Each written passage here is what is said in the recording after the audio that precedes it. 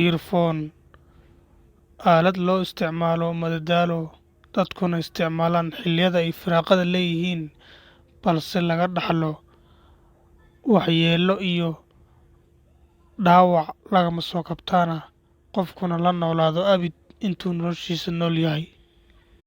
Fiidiyogan waxaan kugula wadaagi doonaa earphone-ka iyo sida uu u waxyeeleeyo xubinta maqalka.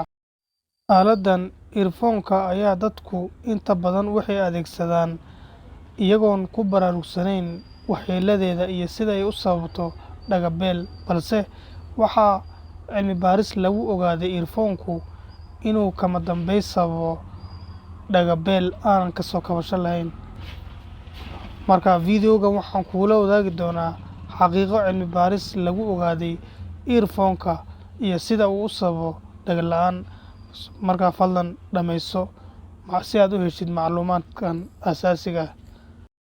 Haddaba, si aan u ogaanno earphone-ku sida uu u waxyeeleeyo maqalka, waxaan u baahannahay inaan fikir ka helno horta ugu horreyn codka safarka uu maro si ugu dambays loo maqlo.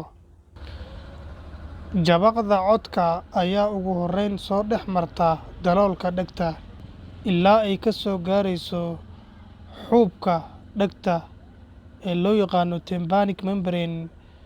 Xuubkan ayaa sidii durbaankii oo kale marka jabaqda ay ku dhacdo wuxuu sababaa gariir.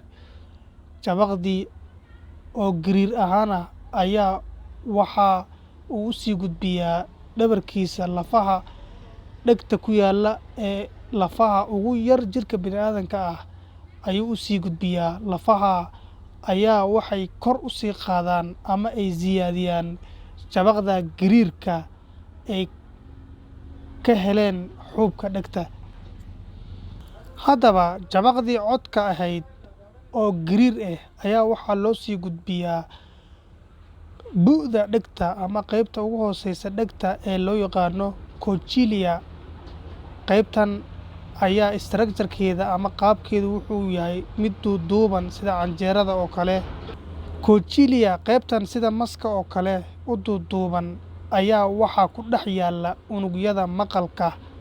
Haddaba, unugyada maqalka ee ku dhex yaalla cochlear-da ayaa waxay u beddelaan jabaqdii gariir ahaanta ku soo gaadhay fariin cod ahaaneed, halkaasoo ugu dambayn u gudbiyaan neerfaha maqalka ee loo yaqaano auditory nerve. Auditory nerve-ga ama neerfaha maqalka ayaa wuxuu ka qaadaa fariintii codka dhegta una gudbiyaa maskaxda. Maskaxda ayaana ugu dambays soo fasirta fariinta codka ah soona kala saarta.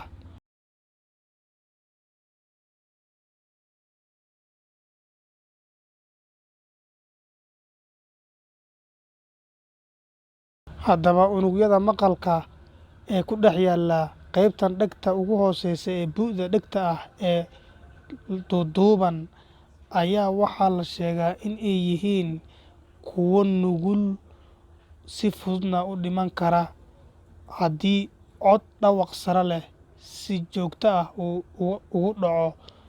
Unugyadan ayaa qaabkoodu wuxuu yahay sida tinta oo kale, waxaana la sheegaa mar hadday meesha ka baxaan inay dib dambeysa u soo noqon oo ay ka soo kabasho lahayn, natiijaduna tahay dhaga la'aan qofku la noolaado noloshiisa inta dhiman. Fiidiyogan haddaad ka heshay, fadlan ku soo biir Halkar TV. waxaad ka heli doontaa qodobo muhiim ah oo aad ka heshid macluumaad xasaasi ah. Lana wadaag asxaabtaada. Mahadsanid.